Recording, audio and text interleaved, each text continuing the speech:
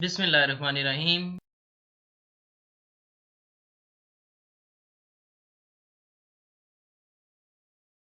Election day closing नहायत आसान, complete guidance, polling खत्म होने से फाइनल पैकिंग तक step by step guidance. Election day वाले दिन मैनेजमेंट बहुत इंपॉर्टेंट रोल प्ले करती है। जब आपको इलेक्शन मटेरियल दिया जाता है तो जैसे ही आप अपने पोलिंग स्टेशन पर पहुंचे, सेकेंड टाइम या रात को ही सामान की तरतीब दे लें, फॉर्म्स की तरतीब दे लें और नेक्स्ट डे वाले तमाम टास्क स्टेप बाय स्टेप अपनी डायरी में नोट कर लें और जो जो स्टेप कंप्लीट होता जाए उसे क्रॉस करते जाए।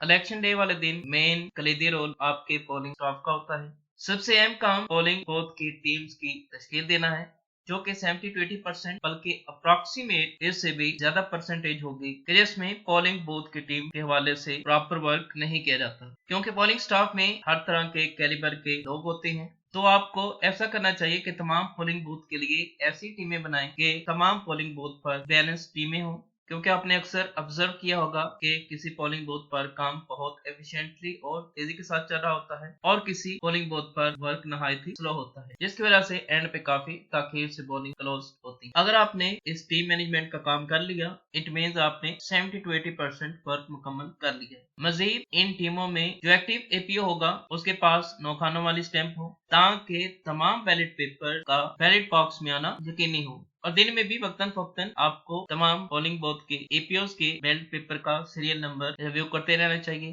क्या वो मैच है, ताकि फॉर्म 46 कंप्लीट करते वक्त कोई भी इशू क्रिएट ना हो। इसके अलावा पीओस के वर्क को भी लाजमी ऑब्जर्व करना चाहिए, क्योंकि टेंडर वोट सिर्फ और सिर्फ वहीं से आ सकते हैं, इसके अलावा कोई और सूरत हो ही नहीं सकती। अगर आपने टीम मैनेजमेंट का और अपनी टास्क मैनेजमेंट का वर्क मैनेजमेंट आपने कर ली, इट मीन्स आपने 60 to 70% इलेक्शन कंडक्ट कर लिया, क्योंकि जिस वक्त क्लोजिंग होगी स्टेप बाय स्टेप आपका तमाम वर्क स्मूथ वे में चलता जाए। जैसे ही पोलिंग क्लोज हो जाती है तो उसके बाद हम उन स्टेप्स को रिव्यू करेंगे।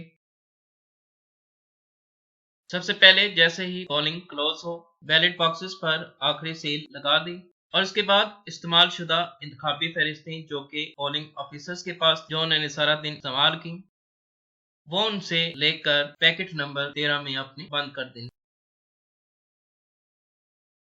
तमाम इस्तेमालशुदा बैलेट पेपर्स के असना यानी कि काउंटर फॉइल वो आप पैकेट नंबर 12 में डालेंगे।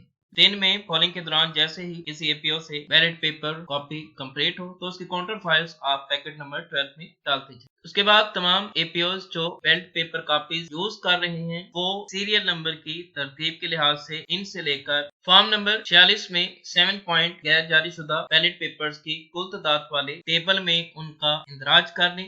तमाम गैर इस्तेमाल शुदा बैलेट पेपर और मुकम्मल कॉपीज आप पैकेट नंबर 11 में डालेंगे। ये वर्क हमारा कंप्लीट हुआ, साथ साथ में हमारे फॉर्म्स भी कंप्लीट होते जाएंगे। एनए और पीपी के सेपरेट फॉर्म्स में आप इनका इंदराज कर लेंगे और सेपरेट पैकेटों में इनको क्लोज कर लेंगे। उसके बाद सबसे पहले आप नेशनल असेंबली की वोटों की गिनती स्टार्ट करेंगे। बैलेट बॉक्सेस की तमाम सील्स तोड़कर आप तमाम बैलेट पेपर उलट देंगे। तमाम स्टाफ उम्मीदवार के वोट अलहदा करेंगे, तमाम उम्मीदवारों के दुरुस्त वोट अलहदा करेंगे और वो वोट जो खराब होंगे, गिनती से खारिज होंगे, तमाम उम्मीदवारों के वो एक जगह इकट्ठे करते जाएंगे। फॉर्म 45 के मुताबिक उम्मीदवारों के नाम की तरतीब के मुताबिक गिनती करेंगे, 2 बार काउंटिंग करेंगे। फॉर्म 45 पर उम्मीदवारों के नाम के सामने के हासिल करदा वोट लिखते जाएं। पैकेज नंबर 1 में साथ साथ दुरुस्त वोट डालते जाएंगे। हर उम्मीदवार का अलग अलग पैकेट तैयार होगा। स्टेप बाय स्टेप तमाम उम्मीदवारों की काउंटिंग होती जाएगी, जो दुरुस्त वोट होंगे पैकेट नंबर 1 में डालते जाएंगे। तमाम उम्मीदवारों के गिनती से खारिज वोट जो एक जगह हमने इकट्ठे किए थे, इन गिनती से खारिज वोटों की गिनती करेंगे। ये भी 2 बार करेंगे ताकि फॉर्म्स हमारे दुरुस्त हों और गलती का कोई चांस ना हो। फॉर्म 45 पर B1 में कुल तादाद लिख लेंगे और इसे पैकेट नंबर 2 में डाल देंगे। इसके बाद तमाम पैकेट नंबर 1 और पैकेट नंबर 2 को हम पैकेट नंबर 3 में डाल देंगे।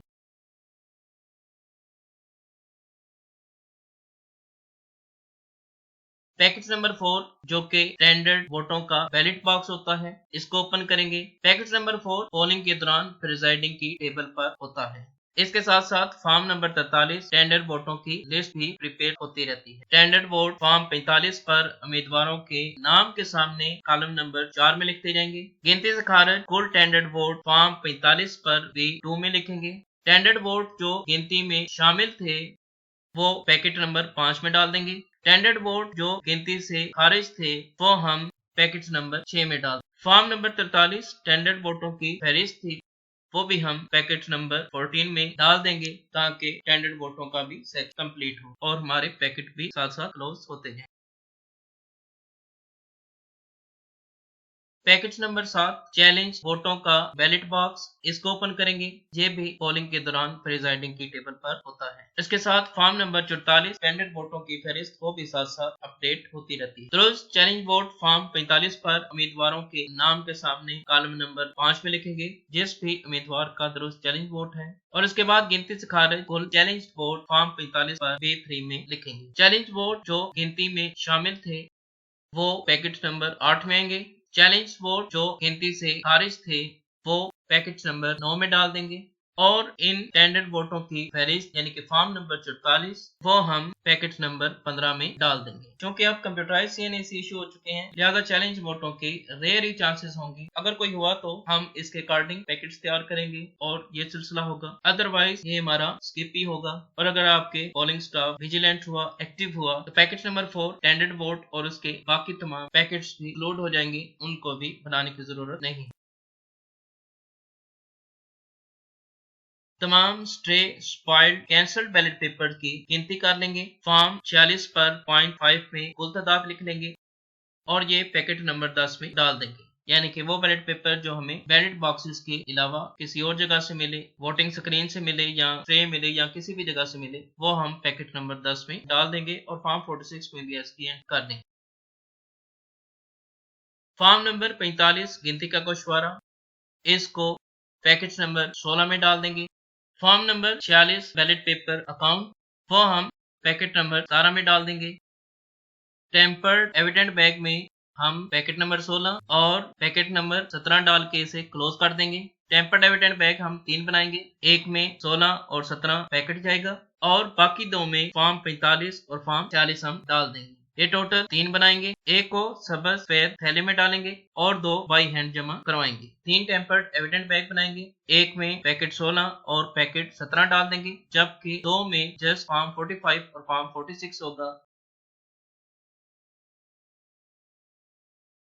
मुतफरक कागजात, पोलिंग स्टाफ की नामजदगी, हलफनामा फॉर्म 27 और पोलिंग एजेंट वाला फॉर्म फॉर्म 42, इसको हम पैकेट नंबर 18 में डाल दें।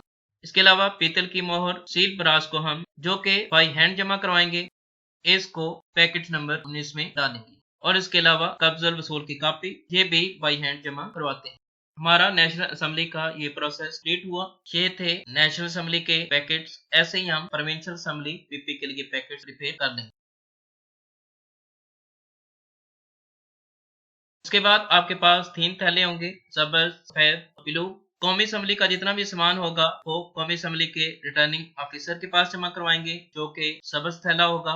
सूबाई असेंबली के लिए सूबाई असेंबली के रिटर्निंग ऑफिसर के पास हम जो सामान जमा करवाएंगे वो सफेद थैले में डालेंगे। इसके अलावा मुतफरक इंतखाबी सामान होगा जिसमें इस्तेमाल शुदा या गैर इस्तेमाल शुदा जो कि कौमी असेंबली के रिटर्निंग ऑफिसर के पास आपने जमा करवाना है वो नीला बैग हो।